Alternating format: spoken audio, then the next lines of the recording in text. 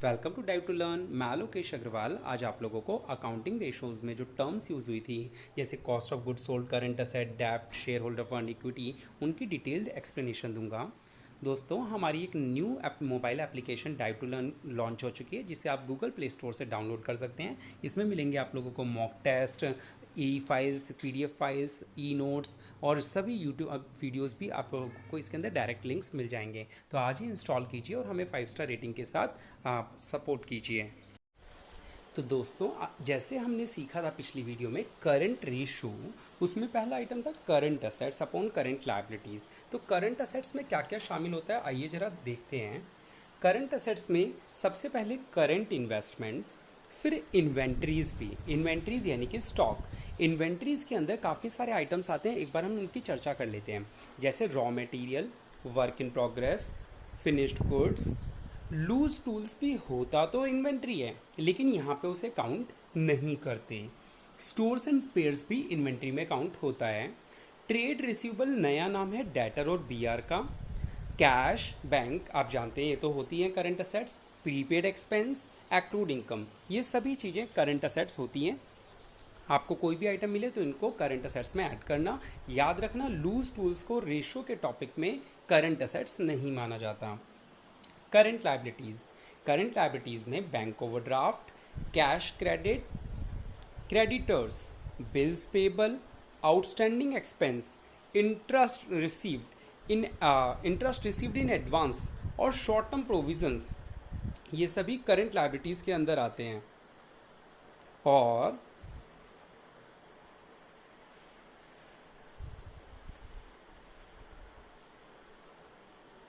इसके अलावा liquid assets जब बात करते हैं हम, जब हमने लिक्विड रेशो सीखा था तो लिक्विड असेट्स की बात करी थी। क्विक रेशो में लिक्विड असेट्स ऊपर होती हैं, करंट लायबिलिटीज़ नीचे होती हैं। तो वो जो लिक्विड असेट्स होती हैं वो क्या होती है, या क्विक असेट जिसको बोलते हैं, वो होता है करंट असेट्स माइनस इन्वेंट्रीज और प्रीपेड एक्सपेंस। आप करंट असेट्स में से दो चीज़ें हटा दीजिए, एक इन्वेंट्री यानी कि कोई भी ऊपर वाला ये आइटम इनमें से कोई भी, और दूसरा प्रीपेड एक्सपेंस, तो जो बचेगा उसको बोलेंगे लिक्विड असेट्स। ठीक है।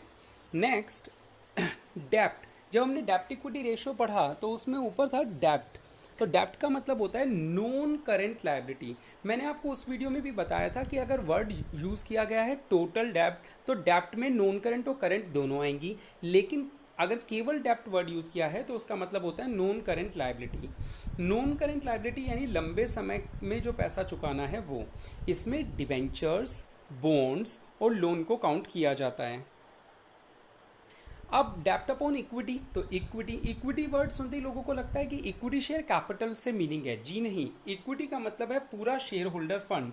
इसमें इक्विटी शेयर कैपिटल भी आ जाता है, प्रेफरेंस शेयर कैपिटल भी आ जाता है और रिजर्व्स एंड सरप्लस भी इसमें काउंट किए जाते हैं। यानी इक्विटी का मतलब केवल इक्विटी शेयर कैपिटल नहीं होता, इसमें इक्विटी, प्रेफरेंस और रिजर्व्स तीनों चीज़ें शामिल की जाती हैं। Total assets. टोटल असेट्स के अंदर नॉन करंट असेट्स और करंट असेट्स दोनों चीज़ें आ जाएंगी, क्योंकि टोटल असेट का मीनिंग क्या हुआ, असेट साइड का टोटल।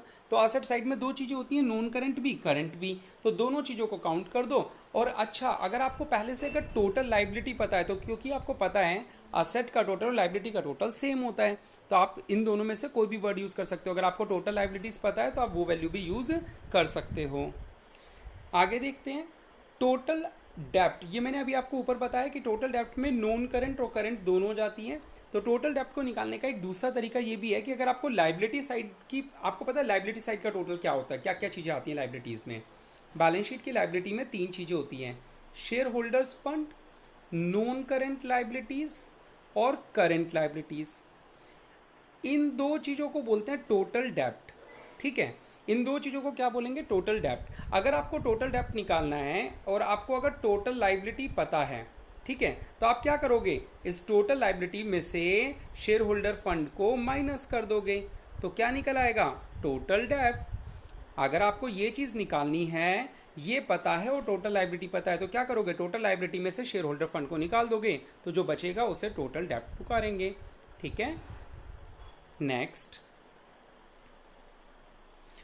टोटल डेप्ट के बाद आता है profit before interest and tax. Profit before interest and tax निकालने के लिए या तो हमें सवाल में ये गिवन होगा, अगर गिवन नहीं है तो हमें क्या करना है, ऊपर प्रॉफिट आफ्टर टैक्स लिखेंगे, अपॉन में 1 minus tax rate. 1 minus tax rate का मतलब है जैसे 30% टैक्स रेट है तो आप लिखेंगे 1 माइनस 0.30, ठीक है, 30% के लिए ये यूज़ करेंगे आप लोग, 1 माइनस 0.30, और प्लस कर देंगे इंटरेस्ट, क्योंकि बिफोर इंटरेस्ट है। अगर आपको सवाल में प्रॉफिट आफ्टर टैक्स दे रखा है तो आपको इस तरीके से निकालना होगा, या फिर अगर आपको प्रॉफिट बिफोर टैक्स दे रखा है, प्रॉफिट बिफोर टैक्स, तो आप सिंपल इंटरेस्ट में ऐड कर दो। यानी अगर प्रॉफिट आफ्टर टैक्स है तो उसे 1 माइनस टैक्स रेट से डिवाइड करना और इंटरेस्ट जोड़ देना, लेकिन अगर प्रॉफिट बिफोर टैक्स है तो आपको केवल उसमें इंटरेस्ट को ऐड करना है और कुछ भी नहीं करना, ठीक है। तो profit before interest and tax आ जाएगा। कोई डाउट हो तो आप पूछ सकते हैं कमेंट सेक्शन में। Interest on long term borrowing किसे बोलते हैं? Interest on long term borrowing, लंबे समय के लिए पैसा जो मिलता है वो मिलता है या तो डिबेंचर से या बॉन्ड से या बैंक लोन से। जितने रुपए की भी इसकी वैल्यू है उसका R% निकाल दो, 6%, 7% सवाल में जो भी दे रखा है, तो वो इंटरेस्ट कैलकुलेट हो जाएगा, ठीक है।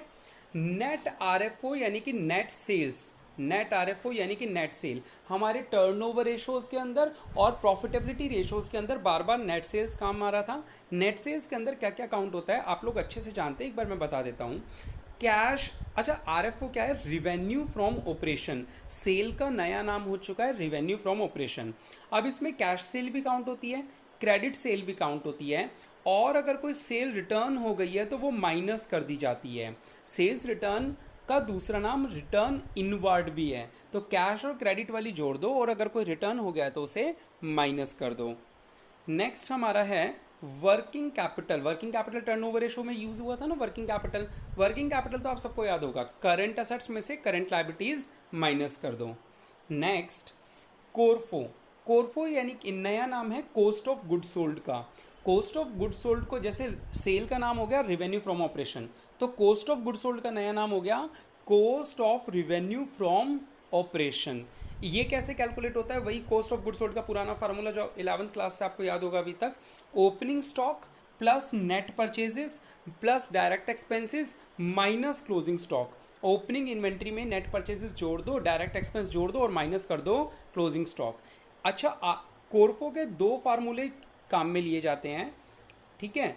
जो दो फार्मूले हैं उनके अंदर एक तो बड़ा फार्मूला, दूसरा छोटा है। ये है कोरफो का दूसरा formula, RFO minus gross profit, यानी सेल में से अगर आप अपना प्रॉफिट माइनस कर दें तो जो निकलता है वो भी कॉस्ट ऑफ गुड सोल्ड कहते हैं, ठीक है। तो यहाँ पे आपको क्या होता है, कई बार एक ही सवाल में दोनों फार्मूले यूज़ करने पड़ जाते हैं। आपको कोई एक चीज़ मिसिंग होगी, क्लोजिंग इन्वेंट्री मिसिंग है, तो पहले आप क्या करोगे, इस वाले से फार्मूले से कोरफो निकाल लो, ऊपर वाले कोरफो फार्मूले में वैल्यू पुट कर दो तो आपका क्लोजिंग स्टॉक की वैल्यू निकल आएगी, ठीक है। तो इस तरीके से कई बार कोरफो के दो फार्मूले यूज़ करने पड़ जाते हैं, तो इन दोनों फार्मूलों को याद रखिएगा। नेक्स्ट अगर हम बात करें तो कोरफो के बाद जीपी रेशो, जैसे हमारे ग्रॉस प्रॉफिट काम में आता है, तो ग्रॉस प्रॉफिट क्या होता है, सेल में से कॉस्ट घटा दो। ये देखो बेटा, अगर यहाँ आप देखो तो ये ग्रॉस प्रॉफिट है, इसको ले जाओ लेफ्ट साइड में और कोरफो को ले जाओ राइट साइड में, तो क्या फार्मूला बन जाएगा, ग्रॉस प्रॉफिट बराबर RFO माइनस कोरफो, ठीक है। सेल में से अगर आप कॉस्ट माइनस कर दो तो आपका प्रॉफिट निकल आएगा। अब बात आती है नेट प्रॉफिट की। नेट प्रॉफिट क्या होता है, आपको याद होगा आप P&L अकाउंट बनाते थे, यहाँ लिखते थे ग्रॉस प्रॉफिट, यहाँ पे इनडायरेक्ट एक्सपेंसेस, यहाँ पे इनडायरेक्ट इनकम। तो क्या कैसे निकलता है नेट प्रॉफिट, ग्रॉस प्रॉफिट में इनडायरेक्ट इनकम जोड़ दो और इनडायरेक्ट एक्सपेंसेस माइनस कर दो तो आपका निकल आएगा नेट प्रॉफिट, ठीक है। और इसको निकालने का अगर और लेंदी तरीका समझें तो आप क्या याद कर सकते हो, ग्रॉस प्रॉफिट में से, ग्रॉस प्रॉफिट में ऑपरेटिंग इनकम जोड़ो, नॉन ऑपरेटिंग इनकम जोड़ो, दोनों इनकम जोड़ दी, इसको बोल दिया indirect income. Operating expense minus किए, नॉन ऑपरेटिंग एक्सपेंस माइनस किए, और इसे क्या बोल दिया, इनडायरेक्ट एक्सपेंसेस। यानी हमने इनडायरेक्ट इनकम को दो हिस्सों में तोड़ दिया और इनडायरेक्ट एक्सपेंसेस को भी दो हिस्सों में तोड़ दिया, एक ऑपरेटिंग वर्ड और दूसरा नॉन ऑपरेटिंग वर्ड, ठीक है। इसे बताना इसलिए ज़रूरी था क्योंकि अगला फार्मूला जो हमारा है ऑपरेटिंग प्रॉफिट का, वो यहीं कहीं इसी पे आधारित है। ऑपरेटिंग प्रॉफिट क्या होता है, ग्रॉस प्रॉफिट पर में जो ऑपरेटिंग वाले आइटम्स की एडजस्टमेंट होती है तो ऑपरेटिंग प्रॉफिट बोल देते हैं। ग्रॉस प्रॉफिट में अपनी ऑपरेटिंग इनकम्स को जोड़ दो और ऑपरेटिंग एक्सपेंसेस माइनस कर दो, तो जो निकलेगा उसको क्या पुकारेंगे, ऑपरेटिंग प्रॉफिट। ऑपरेटिंग प्रॉफिट पे आने का एक रिवर्स ऑर्डर का भी फार्मूला है, यानी नेट प्रॉफिट में से नॉन ऑपरेटिंग इनकम माइनस कर दो और नॉन ऑपरेटिंग एक्सपेंस प्लस कर दो, तो आपका क्या आ जाएगा, ऑपरेटिंग प्रॉफिट। ये फार्मूले ज़रा ध्यान से याद कीजिएगा, थोड़े से अलग होते हैं। फिर बात आती है कैपिटल एम्प्लॉयड की। कैपिटल एम्प्लॉयड के अंदर मैंने आपको वीडियो बना रेशो वाली वीडियो में भी समझाया था, कैपिटल एम्प्लॉयड में वो हर पैसा जिससे बिजनेस चलाने में काम आ रहा है, जहाँ से भी सोर्स से आया, वो चाहे वो शेयर होल्डर फंड से आया है यानी इक्विटी, चाहे प्रेफरेंस, नॉन करेंट लाइबिलिटी से आया हो, दोनों काउंट होते हैं। इसी को अगर मैं डिटेल में कहूँ तो equity, preference, reserves, debenture, loan, business चलाने के लिए जो भी पैसे का सोर्स रहा है वो आपका कैपिटल एम्प्लॉयड कहलाता है। ठीक है, इतना ही नहीं, इस टॉपिक में हम लोगों को एक और कैलकुलेशन भी सीखनी पड़ेगी और ये हमें फाइनेंस में भी काफ़ी काम आती है। तो आप एक इनकम स्टेटमेंट को डिटेल में सीखेंगे।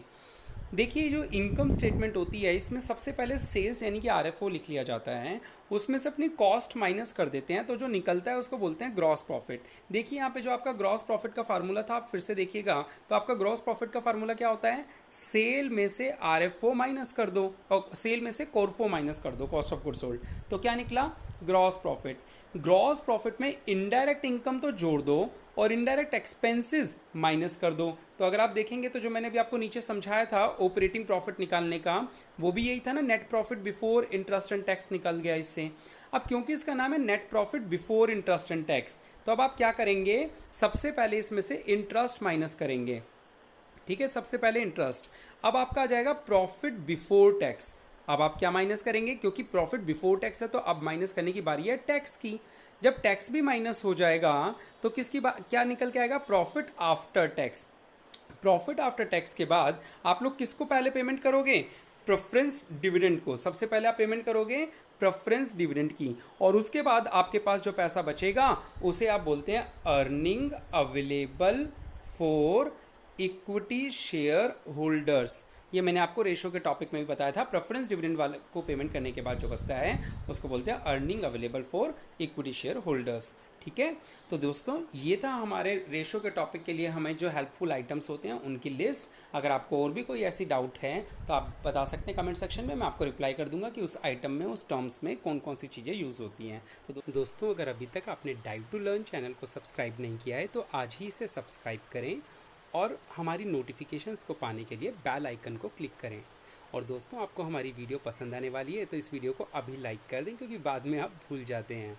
और हाँ, अगर आपको अपने दोस्तों के लिए भी इसे इंपॉर्टेंट समझें तो उनके साथ शेयर ज़रूर करें। दोस्तों, कमेंट करना बिल्कुल ना भूलें, ये हमारे लिए बेहद इंपॉर्टेंट होता है। तो आइए शुरू करते हैं आज की वीडियो।